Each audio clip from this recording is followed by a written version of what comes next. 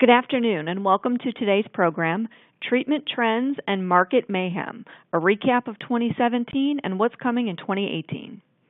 I'm Julie Miller, Editor-in-Chief of the Institute for the Advancement of Behavioral Healthcare. Today's program is sponsored by Dreamscape Marketing. Thank you to our sponsor and to everyone in our audience for giving us your time and attention today. Before we get started, there's just a few housekeeping details. You can use the Q&A area below the slides to submit a question for our presenter at any time. You don't have to wait until the end of the program. To download the slide deck, please click on the Resources tab to the right of the presentation window.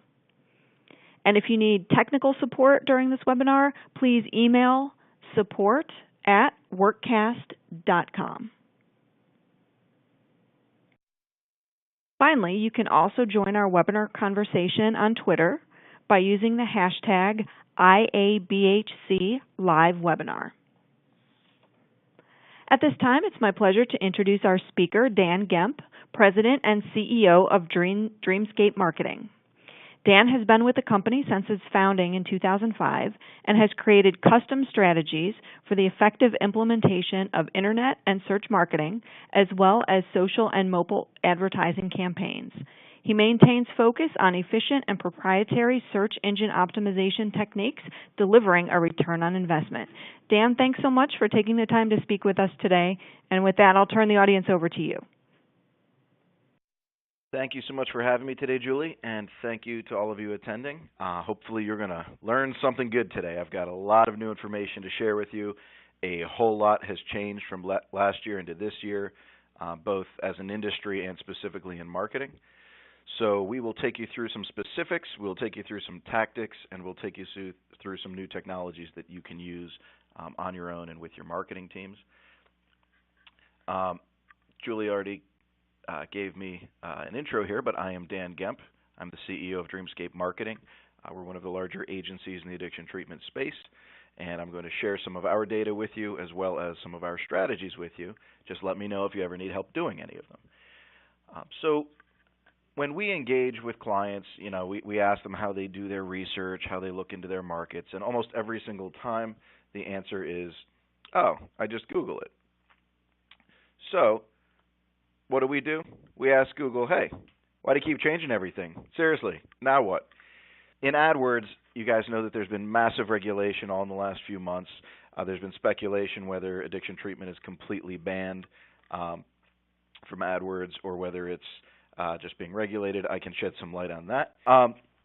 So for today's agenda, what we'd like to cover is first an exploration of the recent motivators for actually operating treatment facilities, right? It's not just about opening your doors and then immediately selling your business for 7 times EBITDA.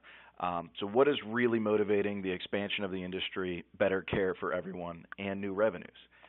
We're going to learn the industry trends that impacted the addiction treatment market as a whole in 2017 and the actions that you need to be taking in 2018 to avoid the looming mayhem. There is a lot of stuff coming, technology, marketing, legal, you name it.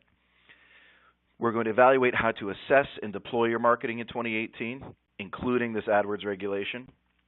We're going to make sure that you know what marketing, legal, and financial questions that you should be asking your team this year to protect against mayhem. So we're going to look to leverage new technologies, new best practices, find out what new platforms are available for advertising if we're going to see that ADWORDS is limited all year, and take it from there. So, Captain Hindsight to the rescue. I like to use Captain Hindsight. He's a South Park character, but it allows us to illustrate, hindsight being 20/20. So in this case, the quote from Captain Hindsight is, "Wow, you guys, that Google stuff got crazy inflated after 5 years of nonstop increases of 12% annually. Then it led to more third-party patient brokering and essentially human trafficking, trademark infringement, then getting regulated on tens of millions in ad spend. I sure wish we'd seen this coming." A lot of you have been perplexed by this Google regulation, and rightfully so. This has only ever happened in 4 other industries in the past: bail bonds, locksmithing, payday lending. I mean, these are the types of industries that have some ethical quandaries, ethical dilemmas, because there's very little limit to the consumer demand. In this space, there's been a mix of incredible clinical programs competing with awful clinical programs, but you were able to throw money at certain marketing platforms and it would be effective. Well, in this case, what we saw happen all at the same time, a big convergence last year in 2017, right around September, is that the price points for Google AdWords became unsustainable in this industry. This was among the top 10 most expensive keywords on the entire internet. And so people weren't able to pay for traffic to their own brands, their own regional treatment centers, and they were competing with these huge lead aggregators. So let's look at the year as a whole. Let's look at what else was driving successes, failures, challenges. What should you be seeing? So in 2017, you should all know most of these things, but if not, take some notes. The epidemic has hit an all-time high in the U.S., specifically heroin and opiate abuse. It became a leading cause of death in young adults, surpassing car accidents, personal injuries, disease. That is absurd. That is unsustainable. The epidemic reaches an all-time high. Law enforcement is up. The government is backing this on local and federal levels. Funding is there for stronger enforcement, but the focus has not been on treatment. It has been on treatment centers. There are FBI raids right now on shady sober living programs, on flop houses, treatment centers that were actually caught red-handed running prostitution rings. And prosecution has been very unique in this space. They've actually been deploying RICO statutes, which is conspiracy, essentially. It's how they took down the mob. And what it really relates to is treatment center owners were able to use third-party marketers and outreach personnel and claim ignorance and say, I didn't know what they were doing. I didn't know that they were patient brokering. Well, that's no longer an excuse. The FBI is onto that. They're prosecuting across the board. So if you're the owner of a treatment center, you cannot claim ignorance for your ethical failings. And beyond that, insurance fraud, don't think that the insurance companies are going to take this lying down. They have been defrauded tens, if not hundreds of millions of dollars just from false paperwork, fraudulent claims, overbilling on detox and urinalysis and toxicology. So these things are ongoing, and they're not going to stop at this point. The enforcement is there. The laws are being put in place even as we speak. But what's happening is that it's chasing the shadier operators out of the industry. You're seeing decreases in patient brokerage. You're seeing decreases in lead generation from third parties. Not across the board, but less activity, fewer companies starting up to do that. And there has been public outcry. And in 2017, there was more than ever. Stigma is being reduced. Families are seeing their children die, and it has gone beyond a boiling point. And you see this as evidence in the press. The New York Times, Bloomberg, The Verge, Huffington Post, all of these publications ran feature articles, front page news, or expose pieces on treatment centers, the actual industry itself, not the concept of addiction, not the stigma. And this has resulted in some very interesting market trends. Again, a lot of the shady operators are simply giving up or not able to sustain a patient base and going out of business. And that's healthy. That is going to bring the stronger clinical programs to the top of the industry. It is going to make marketing much more cost effective because you don't have large groups coming in and throwing an initial capital budget at whatever marketing channel would allow it. And what does this look like on mergers and acquisitions? So that activity has been frequent in the space. It has been for years. You're still seeing a lot of consolidation. You're still seeing a lot of activity on the merger and acquisition side, but multiples are inching lower. So you're not necessarily getting these all-time high valuations anymore.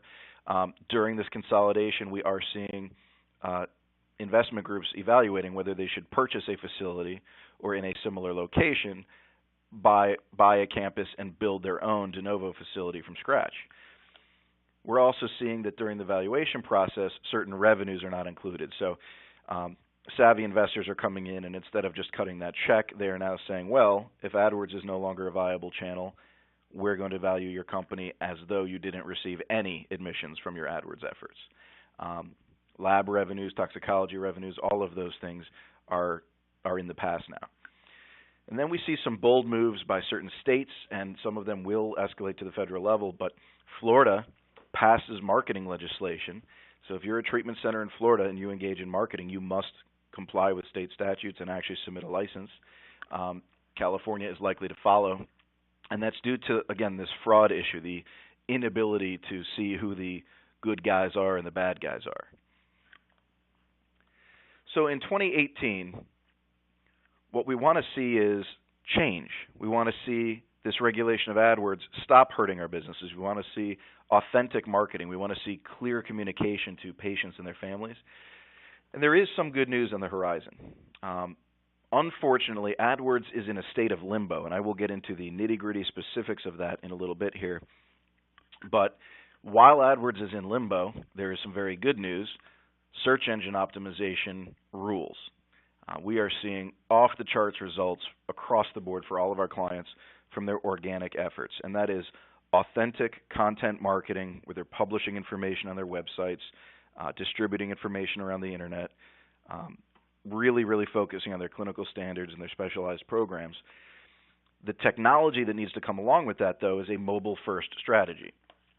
So what we're seeing on that front is more than half of our clients' traffic is coming from smartphones specifically, not just iPads and tablets and everything, specifically smartphones. So your strategy shouldn't be, how do I make my beautiful website also look good on the phone? It should be, how do I make my mobile website also look good on a computer? And you're going to find that more research is done on a phone than on computers, just based on the time a user will spend on your website. So this drives your tactics to a very specific conclusion. This year you need to become a targeted content marketing organization. And the better clinical program you have, the more you should be publishing, the more information you should be sharing about your outcomes, about communication with your alumni, your professional partners, alumni's families, and even your own employees. And I will touch on those specific groups as we proceed here today. You need to plan to operate for the next 10 years or more. Do not operate your business. Even if you're going to make a near-term exit, you need to operate your business as though you will be conducting business for the next 10 years. It will change how you make your capital decisions. It will change which marketing channels you engage in, and it will make you focus on more permanent standards of care, more permanent quality, that in the end are actually going to get you that higher multiple because it's what both insurance providers are happy to pay for, what patients are more successful in receiving care under, and where investors are going to be focused on reduced risk, reduced legal liability, and that's the type of business they'll want to purchase. You can do this by building community and awareness. Why aren't your alumni actively engaged? Why aren't you in touch with them all of the time, just like a university? Awareness. Why aren't you speaking with families and educating them? Why aren't you doing longer-term therapies and building satellite locations and outpatient locations? So those are your big market opportunities, is that for a relatively low operating cost, you can build these communities, you can build that awareness, and it's substantially cheaper than mass media like TV and buying calls and focusing on AdWords as a silver bullet.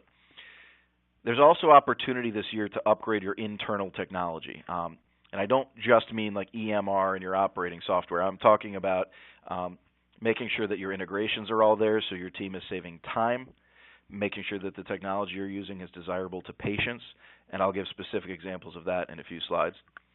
And outcomes data. So industry organizations are starting to publish criteria or at least standards for obtaining outcomes data. JCO has a published guideline. There are other published industry standards. This means that it's becoming critical to emulate other fields of medicine. In diabetes care, in cancer treatment, when you see those organizations advertising and marketing, they are advertising purely with their outcomes. You have a 28% chance of 2-year survival with this exact type of cancer at this specific treatment center. Those are the kind of statistics you're going to need to be able to procure over the coming year, and it's going to be exceptionally valuable to you to start marketing that way. Here's the curveball for the year. There will be federal action on health insurance. No one knows what shape it's going to take because they're slowly undoing existing systems. Would they even be able to pass new federal legislation? Well, in the meantime, filthy rich business owners are not going to wait. True entrepreneurs see opportunity in this, and we see Amazon, Warren Buffett, and Jamie Dimon, the CEO of JP Morgan, they're teaming up and they're going to do something. It's going to be intriguing to see what they do, whether they create a healthcare company or a new type of program. But when you take Amazon's technology and apply that towards reducing healthcare costs, it's going to be interesting to see what impact that has on this space, which is one of the larger sectors in healthcare.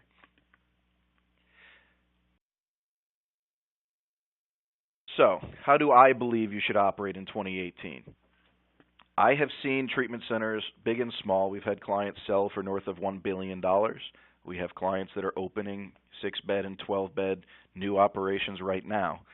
What I've seen is that across the board, those that are succeeding have a very clear motivation. It is not to get a quick sell. It is not to broker patients for the short term and then go legitimate after a while. It is not to overspend on media. It is not to understaff. It is not to invest in unsustainable marketing channels. I've had more and more conversations lately about, hey, Dan, do you think we should go in-network? I heard that's a sure thing. We can stay full all the time. That is not necessarily the case, and it's difficult to do. So where I advise clients, and all business owners should think this way, is just focus on running a good business and helping your patients. All else will follow strong clinical treatment. So across the board, our clients that have sold their businesses for the most money, got the most bang for their buck on marketing, found it easy to recruit top talent, all of them focused on strong clinical treatment. When you run a good business, people want to be part of it. Referrals will abound, and you'll find your regional presence at a very low cost driving admissions.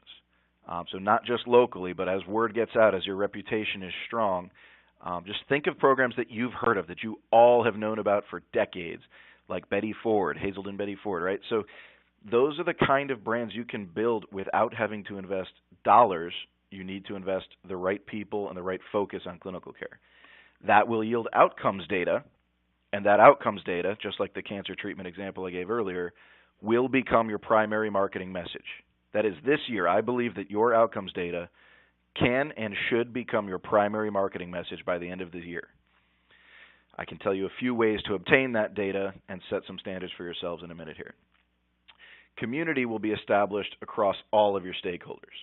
What most of the treatment centers in the country ignore, though, is that they have multiple communities to focus on. It is not just your patients. It is not just your referral partners. You need to focus on anyone that has a vested interest in the long-term recovery of your patients. Family members, other practicing physicians, primary care doctors. I mean, these are the groups that care. Their own insurance carriers are happy to pay you when they know that their patients are receiving excellent care. And there's more to this, and then we'll get real tactical in a minute. Do you need to be afraid? Be very afraid. Of certain things you do. There is very real consequence in this industry, and it began about a year ago, but do not use third-party outreach marketers. If there is someone who is not a full-time W-2 employee on your payroll, they have no business doing outreach on your behalf, and it is illegal. So I'm not a lawyer, but just to be clear on that, it would be consequential to you. You are not allowed to claim ignorance if you are paying third-party brokers to drive patients to you. A lot of treatment centers are spending a lot of money on marketing, over-investing, and then what they're essentially doing is taking those excess patients and referring them out to preferred partners. That is brokering, depending on how the patient is obtained and who they are told they're speaking with when you get them on the phone. Do not ignore alumni or families. Those will be your single lowest cost sources of admissions forever. Even if you have a small bed count and a small number of alumni, unfortunately, relapse rates are so high and referral rates are so high when people are doing well in their recovery that those should be low-cost opportunities to grow revenue while providing better care at the same time. And don't allow for non-branded call center efforts for admissions. I've heard a lot of people say, oh, I have this answering service at nighttime. Oh, I just use my buddy's call center. They just, whenever they see my number on caller ID, they answer as me. I have seen that messed up more than I have seen it executed properly. It is a very high legal risk for your business to use any call center that is answering the phone in a non-branded fashion. You'll even find other treatment centers do call around. You should try this. Call around to other treatment centers' phone numbers and their ad campaigns and such, and see if you actually get somebody who's at their facility. Here's what I believe you should do specifically. You should adequately fund for long-term operation. Ever since this AdWords regulation, I've started getting these phone calls. Hey, I want to spend $100,000 a month on AdWords. Can you guys navigate that for me? Kind of, but it sure sounds like that's your last $100,000 and you're throwing a Hail Mary. And just about every time that is the case. You need to fund adequately for long-term operations. You need to hunker down and focus on your clinical care. Consider your risk and legal issues. So this goes into protecting your trademark specifically. I hear the outcry of people in the industry when they say someone else is bidding on my brand, but a lot of those same people have not trademarked their brand or have the same name as 7 other treatment centers, and they're all infighting instead of trademarking. So talk to your attorneys. Talk about how to protect your business this year. It is important now. Even if you think you're not doing anything in the gray area, you may need to check some updated laws, check what states you have personnel in, and that sort of thing. You should be enhancing new marketing channels. So what might have just been an outreach team, SEO, and a ton of AdWords, you should really expand this year and look more into social reviews, some social media, building groups for families, building different types of content and distributing that, infographics, press releases. So enhance your marketing channels. This is a big one, building and training your admissions and outreach teams. I see some very talented people at conferences. I meet a lot of very outgoing people who have had absolutely no training whatsoever. They might be 1 or 2 years into sobriety. They understand the clinical acumen. They understand they've been trained at least on how the medicine side of this mental health works. But then they receive no training beyond that. They're not being sent through sales universities. They're not being taught how to respect patients necessarily on the phone. And so you'll hear a lot of your own calls very dishearteningly handled as, hey, what's your insurance number? Instead of, hey, what's your name and how can I help you? So really look into that. Look into recording some of your calls and providing internal team training. It is one of the least expensive things you can do, and it can be a force multiplier. Get your entire staff involved in speaking properly at how to admit patients. Invest in more clinical personnel. I've seen a lot of understaffing in the space. A lot of the times it gets brought up during the accreditation effort, and that should be too late. Build a strong clinical program, and it will pay for itself. And I can only say that based on the reputations of all of the substantial, rapid-growing operators out there. They have all universally invested in strong clinical staff. So if you're wondering, should I get a licensed nurse or that one more 20-year-old tech, hire the nurse. Make that investment. It will make your business more sustainable for the long term. You need to maintain and proactively seek online reviews. We'll talk about that more in a minute, but that proactive approach is going to be your best defense in an ever-increasing series of negative reviews powered by millennials. You're going to need to build out organic search engine presence. This is more important now that AdWords is being regulated because the same number of people are still turning to search engines to find treatment. They're simply not clicking paid ads. They're going to navigate through organic search results. So it is your biggest opportunity, your best opportunity for the year, paired with building out some specialty tools for your communities. This might be job boards for alumni or for yourselves, for staffing. They might be microsites for specialty programs if you just spawn off a gender-specific program or you allow pets at a certain residence or something like that. Even mobile apps. Mobile apps have gotten substantially cheaper than when they first came out due to the iPhone. So you could build alumni tools, family therapy tools, even referral sources, a contact form for private practice medical partners that might refer to you. And there will be an opportunity at some point this year, theoretically, to get on Google's white list of approved advertisers. This is the process they went through in these other regulated industries. They shut it all down. They manually did reviews. They brought some of it back, but you'd have to be able to prove that your building is your building. You need to see a medical license with your name on it.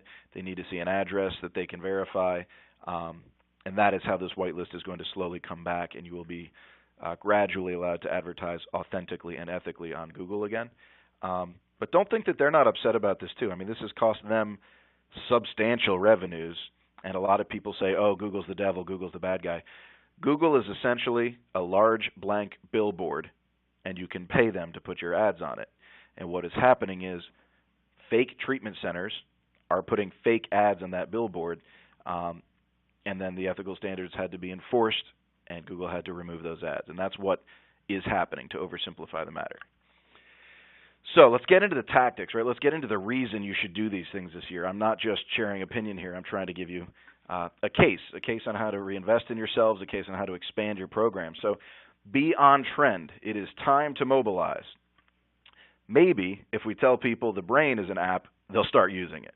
A lot of you probably are thinking that every day when you're dealing with the clinical side of the business, but here is the data. 48% of mobile research starts on a search engine, okay? Fewer than that, 33%, one in three people will go directly to your site. So anyone who thinks their brand is the end-all is incorrect. You're going to see that half of mobile traffic is coming in through a search engine. That makes SEO important. That makes AdWords or whatever you're able to participate in important. 68% of companies use mobile marketing. Okay, that's all corporations on the planet, but if you're not doing any, you're in the minority. You're ignoring a huge opportunity. Google. Why does everyone keep talking about Google specifically? It is because Google is a very effective monopoly. They are beloved by most of the world. It is a very well-received brand. Google has 96% of mobile search traffic. Google does. Bing, Yahoo, all the others combined is another 4%. There's a reason. Google created a technology called Accelerated Mobile Pages, called AMP. You need to deploy AMP for your websites. It makes a very lightweight version of every single page on your site, and it will increase engagement dramatically from anybody that is on a slower signal than 4G internet. 80% of social media time is spent on mobile devices. Think about your own habits. Are you really sitting on LinkedIn.com on your work computer all day, or do you just accept an invite when somebody sends one through the mobile app? More than 80% of internet users own a smartphone. This is in all age groups. So what is intriguing here is that a lot of people think, oh, parents don't have smartphones. Oh, the elderly don't have smartphones. That is no longer true. That is due to both the magical Verizon 2-year contract where you get the free upgrade and everyone's finally on, the iPhone 7 or newer, and simply a level of savviness. Everyone in the U.S. has become savvy with smartphones. So much so that Americans spend, on average, this is a crazy number, 3 hours and 23 minutes a day on their phone. That's up from 1 hour in 2013. That's truly crazy. If a person is awake for, 12, 15 hours a day, they're spending 20% or more of their lives on that phone. So what is your biggest marketing opportunity of the year? I firmly believe that it is focusing on a mobile-first strategy. I hope that you're believing me when I share these statistics. 80% of well-ranking websites, typically first-page search results, are mobile adaptive. That's weird. It's like Google is automatically rewarding people who use their AMP technology by giving them higher rankings. You should participate. More than 50% of digital ad budgets nationwide are on mobile since 2016. So more than half of your advertising dollars, right, on mixed media, on whatever platform that may be, should be on mobile. For your outreach team, for your sales team, they should have mobile tools. You should be building resources through mobile. I would say that this industry as a whole has been very underserviced for a long time, even in terms of the products available.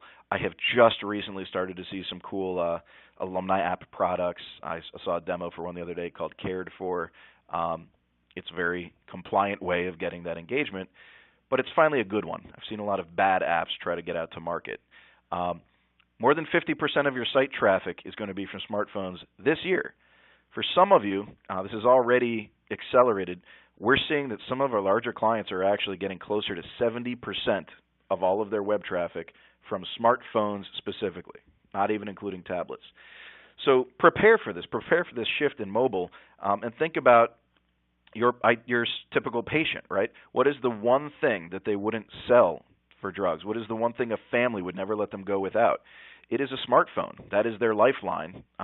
and that's also where they're going to spend 3 hours and 23 minutes of their day, like everyone else.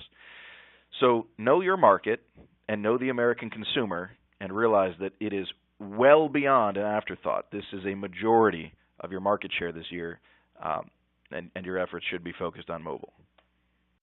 So to add to that point, accelerated mobile pages. Accelerated mobile pages were custom developed by Google. They do reward those who deploy this technology. There are plugins for it. You can ask your web developers about it. But every time Google deploys a new platform, they test it, they make changes and alterations, just like Google My Business was an evolution off of Google Local and Google Maps. And AMP is going to be expanding its format this year to allow for slightly more visual content, slightly more custom design on the layout. And what it currently does is it strips out any large image files and any heavy JavaScript, like a dynamic menu or something that overcomplicates the user experience. It makes the site load very, very fast on a phone, and it makes it easier to call you since Google knows you're holding a phone. So you should be leveraging AMP right now, but why are they going to be expanding its capacity to show images? It's because they plan to eventually have banner ads and visual images for sale on that platform. So again, based on the industry's regulation and what you're able to do in this space, that is where Google is headed. It is pretty clear that that is their intent. Now let's address the elephant in the room. Let's talk about AdWords specifically. I want to be clear. I've been saying this for about 4 years. AdWords was never a silver bullet, and it was never cost effective. It is just part of the marketing mix. It is one channel, one marketing piece of media that should be considered as something that can drive admissions. Facilities with a verifiable address, medical license, and anything else Google adds to their process for qualification will be allowed on a whitelist of advertisers so they can authentically share their services with those in medical need. Google's internal mission statement, do no harm, that will be applied here. Their team is manually auditing. People are reviewing this, and they're not going to let large spend levels and large lead aggregators take advantage of the system. I have a few examples of where some of those things are squeaking through in a minute, so if you're rolling your eyes right now, I can clarify that. What you always need to do in your treatment center marketing is focus on these three things: alleviate fear, show comfort, and that can be as simple as pictures of beds and food, and demonstrate respect. And that's difficult to do, but video does a very good job of it. So a patient, when they encounter your website or they encounter ads or content you've produced, they assume that since you're licensed and in business and not, under massive legal constraints, that you provide some decent level of treatment. They assume that you're an addiction treatment provider. What else do you got? And that's why you see facilities advertising luxury and amenities and unicorn rides and water polo on campus and all this stuff. It's not about amenities. It's not about hospitality marketing. That's the part that's misinterpreting comfort. People just want to know that they're going to have a comfortable bed, that they don't have anything to be fearful of, that they're going to be medically treated as well as mentally treated, and that they're going to be respected. They don't want to be a number, and they want to see a doctor. So Google actually ran a study themselves, specifically of this industry. They partnered up with Compete.com, which was building some dashboarding software at the time, and this is 2012. And 57% of people that came to treatment center websites, addiction treatment provider websites, were just looking for general information. 34% were looking for a different brand, for one that they had never encountered before. So maybe they had been to treatment at one place and they wanted to try a different place. They relapsed. They didn't really find the help they needed. 32% were evaluating specific features. 31% were comparing multiple facilities. And 27% were simply looking at a brand they already knew.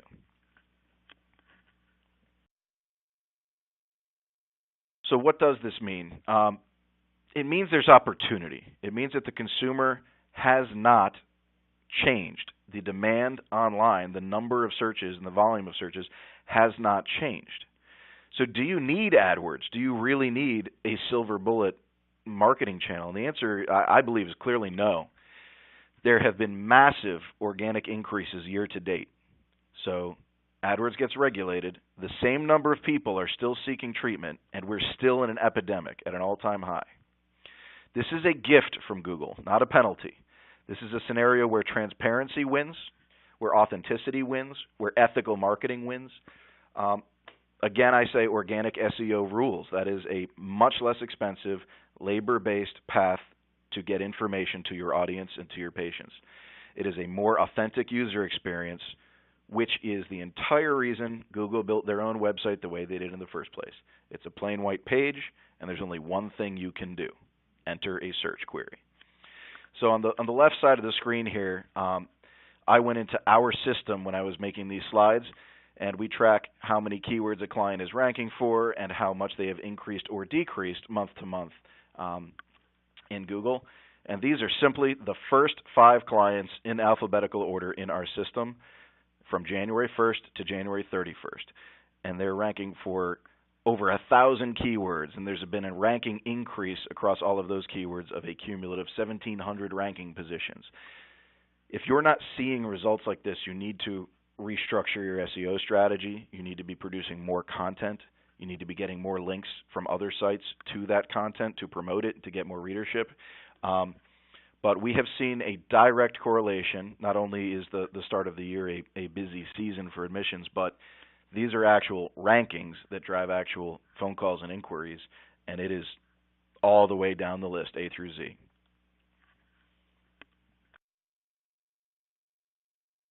We've got about 10 more minutes here, so I'll cruise through a few of these points. But I want you to know that Google didn't blindly do this. They have an infrastructure that allows you to file complaints and submit requests.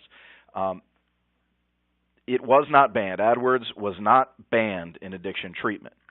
It has become one of their regulated industries of a very short list, and it starts with manual reviews. A team is manually going in and reviewing ads if you try to launch a new one right now. A group of treatment-related keywords that were being horrifically abused and bid up to unsustainable levels were officially banned, such as heroin, detox near me, and a few others in that group of what I would call retail keywords. It has not necessarily restricted all mental health keywords, but anything specifically related to rehab, heroin addiction treatment, opiate addiction treatment, that's where you're seeing an actual ban to a great extent. Here's the loophole. Here's what some people are seeing. I actually saw this point made on LinkedIn on Sunday while I was creating this slide. An outreach rep from Turning Point of Tampa actually had a photo up of a lead generation site on Google search that had a paid ad showing up for their name. Here's the problem. Their name includes the words Turning Point Tampa. It doesn't include rehab. It doesn't include heroin. It doesn't say recovery center. It doesn't say rehab center. And so that keyword, ironically enough, has nothing to do with addiction treatment. Now, if it is a trademark name, that is of legal consequence. That is something that can be submitted. I have the email address on my screen here in the second bullet point.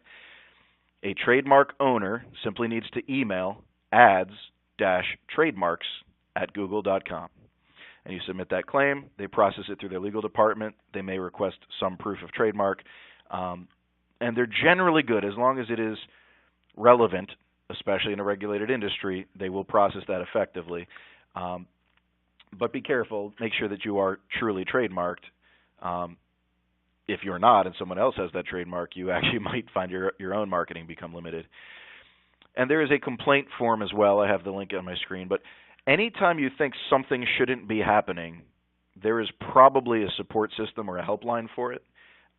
Otherwise, what you'll see is massive outcry, such as the $209 million lawsuit that was just filed from Edible Arrangements against Google as it relates to their trademark. They're saying that that is lost revenue, lost market share, because their name is in no way a keyword. Their name is purely a trademarked brand. Their competitors are bidding on it, and they believe they've lost $209 million as a result. You will find that some paid ads can show up on broad match terms, and I'll give an example. The word recovery does not just apply to addiction treatment. It applies to any medical condition of any kind. You can recover from a broken ankle. So some groups that are probably happy to waste money because they won't find this being a very effective conversion rate, will still bid on recovery as a broad match term. So if you have that word in your name, it's not necessarily that a competitor is bidding on your name. They might just be bidding on the word recovery, and it happens to be part of your name. So I hope that didn't confuse you too much. Realize that there is a process. There are channels at which you can directly complain to Google.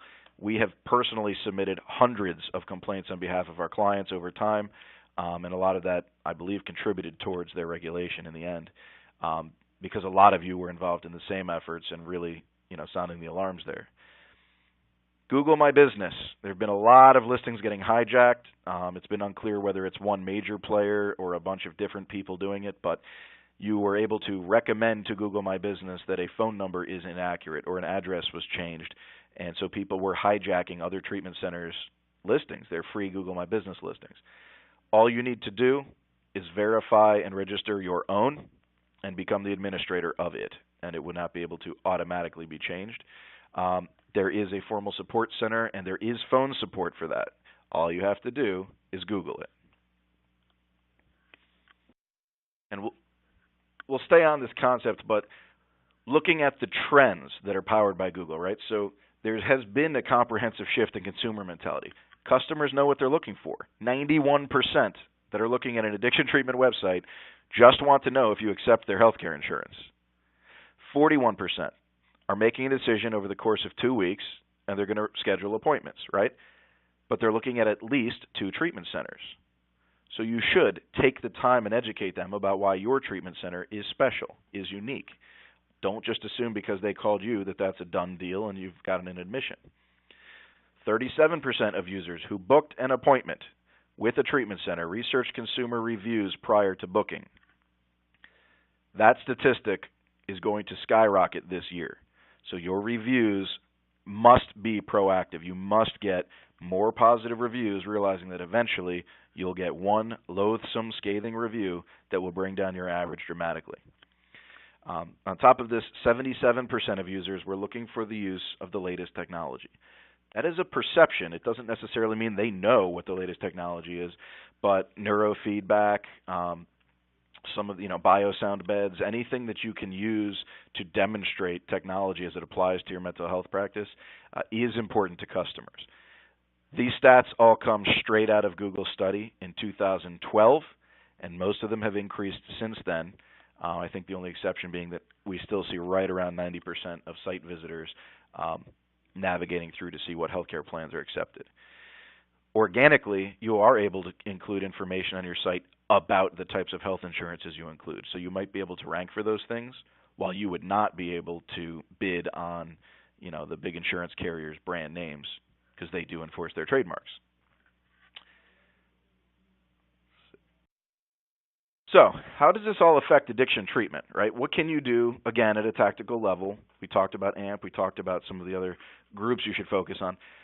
Social reviews. This is important. This is Google My Business, Facebook, Yelp, even rehabs.com. They deploy schema in their reviews, and so they actually show up in Google search results on a scale of 1 to 5 stars. You should have your own employees review your company and why they like working there. You should have your referral partners and professional colleagues review your operation and why they're comfortable referring to you. And you should provide that courtesy to others, because more people will complain than will praise you. You would assuredly leave a bad Yelp review if you went to a terrible restaurant and had a bad experience. But rarely would you go out of your way, having had a phenomenal experience that you paid a premium for, to leave a good review. So realize that that is going to, if it is not proactively managed, that is going to hurt you eventually from one bad review. Alumni, employee, and partner engagement. You should build custom messaging for these groups, right? Email is inexpensive. But why do I get the same email newsletter that would go out to your alumni? Why don't they have their own featuring events and lifestyle and sources of hope and inspiration? And why don't I receive a vendor email? Why don't you see your professional colleagues receiving clinical emails talking about the latest medical journals and the latest experiments in mental health and medically assisted treatment versus abstinence? I mean, those are completely separate topics that are interesting to different groups in different ways. You should highly consider segmenting your content marketing this year and becoming good at it.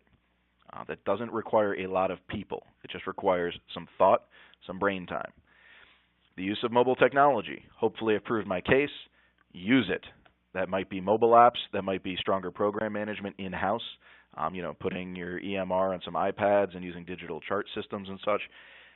Accelerated mobile pages help with your SEO and your overall user experience. And here's how we can start to get some outcomes data. Entry and exit interviews. All of the best clinical programs are doing this. They're not necessarily even leveraging that data yet, but it is a very good way to get self-reported outcomes data in the near term. It is a very good opportunity to get some patient testimonials after receiving treatment.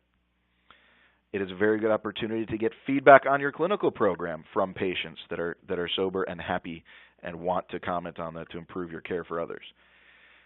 So take that outcomes data and long-term draw some trend lines from it and start to market that. The same way the Mayo Clinic markets what your percentage of survival is for certain types of cancer. Review management and replies. When someone leaves you a bad review, not if, but when, make sure that you reply professionally and adequately. If someone leaves a scathing review, go in there and sincerely offer help and assistance, because there's a reason. That's a cry for help, and that's an industry that we're in, and you should probably contact that person if you can, and they might need to get back into treatment. Listing management, accuracy checks. I mean, this would be the stolen profile concept. If it's happening on Google My Business, you should probably check the entire internet to see if it's happening on Yellow Pages and every other directory out there. Proactive creation of accounts to avoid crisis in reputation management. There are some sites out there that just rank really high, like Facebook, like LinkedIn. There are job boards. Glassdoor.com ranks very high. If you simply create a corporate page, a company profile on those sites, you'll find that when someone Googles your name, you'll take up that whole first page of search results. If there's a reputation issue, some bad press or a lawsuit or something that ranks online, if you haven't proactively done this, those pages are going to show up right next to your website. And nobody wants to have to deal with that issue. It would be very costly and time-consuming to repair. So just to power through to the finish here, this is a big deal. This slide right here is a big deal. What if I told you your website could be 2 to 3 times faster, and the web is running at half speed? So there is a new version of PHP out. If you have a WordPress site or any site built on PHP, this is a huge deal. Essentially, it's the equivalent of Windows going from version 3 to version 10 overnight. What it means is your entire site will load faster. On average, the reported load times is 2.1 times faster than an identical website on the exact same server if your site uses PHP 7. It means that the site itself needs to be coded in a compatible way, and the server environment needs to be set up both at an enterprise level and using PHP 7. So if you have questions on that, you can always email me afterwards, and I'd be happy to help. Google loves fast load speed. So if your site loads faster than the other guys, you'll typically outrank the other guy for just about everything. And realize that not all web developers will be able to do this. So if you have in-house web development, or you already have someone that takes care of this for you, make sure they test it before they try it on your website and break something or make you vulnerable to hacks and the Russians and all that stuff. So wait a minute, if my website is 2 to 3 times faster, then you win. Flat out. That helps your SEO ranking. It helps your traffic increase. It gives you the love of patients because you have a user-friendly website, and you realize that that is more than half of your traffic, so they're going to enjoy the user experience. I have a bar graph at the bottom of the screen that you won't be able to read, but those first 2 lines, in the first 2 seconds, you'll have a massive conversion rate, and it drops exponentially for every millisecond longer that it takes your website to load. So any site that loads in 2 seconds, you're golden. Any site that takes longer, you're going to start to lose serious market share unless you're running other tests and other conversion metrics to be certain that that is a viable strategy. And load speed is a critical ranking factor. It is part of Google's algorithm, so you will win. To wrap up, what other high-tech stuff can I do right now if I can't spend money on AdWords? Think about transparency. Think about testimonial videos. Think about virtual reality tours. That's what I have on the screen here. These are low-cost, one-time production kind of things. A lot of freelancers do them, a lot of agencies do them, but it brings that comfort, it alleviates that fear for your potential patients and their families, and it's a step towards transparency, and that's something that this industry has been lacking for a long time. So leverage these new technologies, leverage these new marketing outlets and channels. I'm going to cruise through a few of these slides here for the sake of time, but make sure that you're building ads, content, and platforms for a variety of audiences, parents, alumni, telehealth, professional partners, internal resources, external resources, and realize that your customers, your patients, will tell you whether they enjoy it. You will see in your reviews whether it was a win or a loss, and you need to make sure that you're asking because you have the opportunity to improve these assets, to improve your marketing of these assets, and expand your treatment program. Bad reviews, fake reviews, the only real defense here, other than constantly submitting support tickets and complaints, would be if there was any legal consequence, you could probably get it removed. If there was a related lawsuit, trademark issues, false information, anything like that. And then realize that the best defense is a proactive approach. You need to have 100 good reviews, assuming that over time you're going to get 10 bad reviews. And then you're still going to find yourself in a comfortable position ranking well. So that said, I believe we've covered the agenda here, but the goal was to explore these recent motivators and how you need to operate from last year into this year, learn the industry trends that are impacting the market from last year into this year, how to avoid the mayhem, get some clarity in the ADWORDS regulation, and know what questions to ask your team. I shared a few technologies here that I believe you should implement: AMP, Accelerated Mobile Pages, PHP 7, and on your screen will be the next few conferences and events that I am attending or speaking at, as well as a section of our website that gives away free resources, other webinars like this one, and a recent white paper we just wrote called Earth, Wind, and Fire, True Business Intelligence from Your Marketing, EMR, Billing, and Beyond. And with that, I thank all of you very much for attending today. I think we have a few minutes for questions. All right. Thanks so much, Dan. We would like to remind you that you can use that Q&A area below the slides on your screen to submit a question at any time. And if you're interested in downloading the slides, remember they're available in the Resources tab to the right of the presentation window. Dan, real quick, you mentioned that AdWords are in limbo. Is Google still in the process of examining those algorithms, or have they pretty much decided what they're going to do? Sure. So when I say Google is in limbo, it is all but shut down. They did not ban the addiction treatment space online, but you'll find that there are some keywords that were specifically banned, and they have not yet released any kind of a whitelist system, any kind of an approval system to become an approved advertiser within the addiction treatment space. What we saw in the other industries that they have regulated, and from what we've heard, that is what would follow. It does take time because it's human beings that do that. So they'll have some process defined at some point this year, I would imagine second quarter, but that is just an opinion. And any treatment center with an actual address and an actual medical license should be able to get approved to spend on AdWords again. Okay, great. And another real quick one here. What is a non-branded call center? You had mentioned that earlier. Can you define what that is? Sure. So a non-branded call center at a simple level is an answering service. A lot of general practitioner doctors' offices and dentist offices use a nighttime answering service. In this industry that has evolved, some places that have their own substantial admission staff or their own call center will actually pick up the calls, even authentically for another treatment center. They just don't do as good a job as your own team would do at answering questions, driving admissions, even picking up the phone. Most of the time, we see a whole lot more ignored calls on those platforms.